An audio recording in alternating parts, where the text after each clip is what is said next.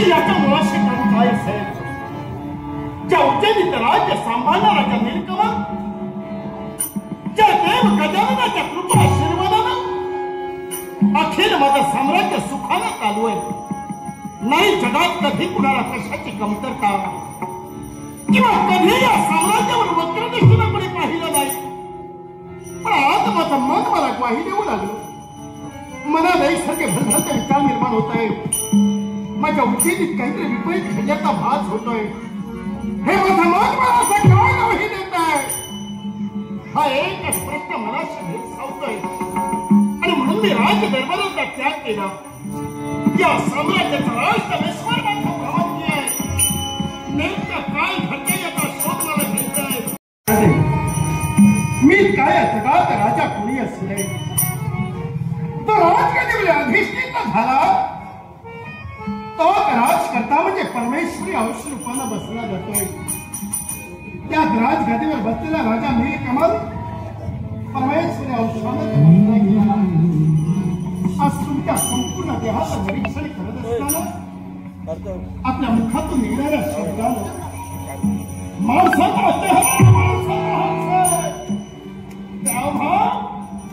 माणसाच्या चेहऱ्यावर दिसले जातात.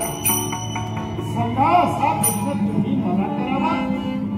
याला कारण काका बोलाचा नाही, पण नाविलाजा बोलाची वेळ काय बोलायचे? तुमच्या समोर उभी राहायची सुद्धा माझी योग्यता नाही. पण आज मी असं म्हणतोय, काय म्हणतात? राजा जर परमेश्वरी होऊन तर ह्यो परमेश्वर ढोकळ ज्या दिवशी राजगादीवर अधिष्ठित झालोय, शपथ घेतोय राजा नीलकमल,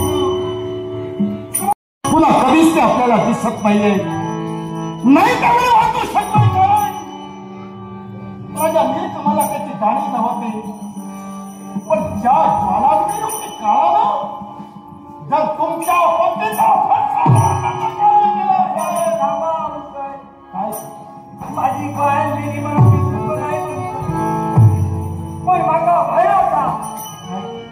या विश्वात या राज्याच्या गावात लहान लहान पोरं फिरतो. शेतकरी आज माझ्या बाईले काल्या उद्या लहान लहान पोरांचा नाही शेतकरी. कारण आज माझं मन विचारित बंद होतं. मला एकसारखे भास होत होते. त्याचं कारण आता मला कळलंय.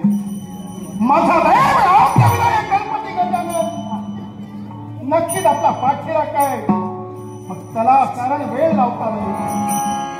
तुम्ही तर म्हणाला तुमच्या पत्याला फार केलाय.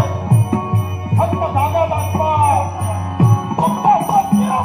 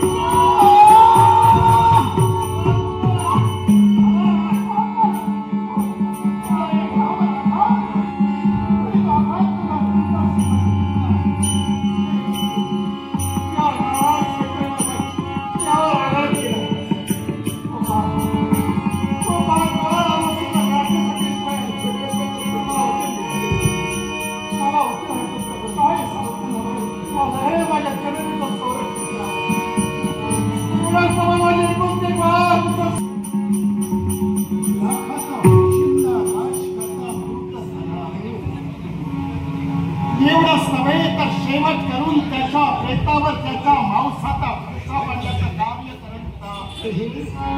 अशा वेळी तुमचा मार्ग रोखण्याचं कार्य राजा नीलकमलाने केले. नक्कीच करू भगवान बरं.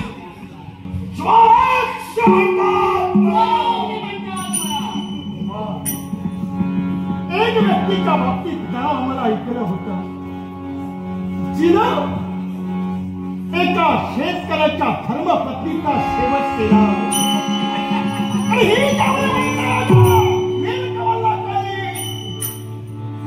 मार्गक्रमण करत असताना दृश्य पाहिलं. एका लाखाच्या पोशिंद्याला तुम्ही मारला.